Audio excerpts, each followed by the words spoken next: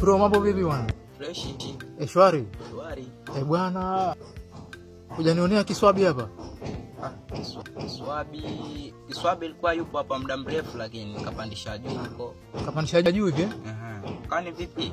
Bwana, yule jamaa anadai mwanangu mwezi huu tena mwanangu hajanilipa.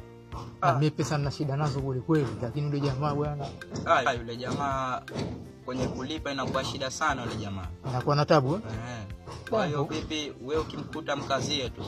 Ndio maana nampigia simu zangu hapokei. Ukisema kaelekea juu huko.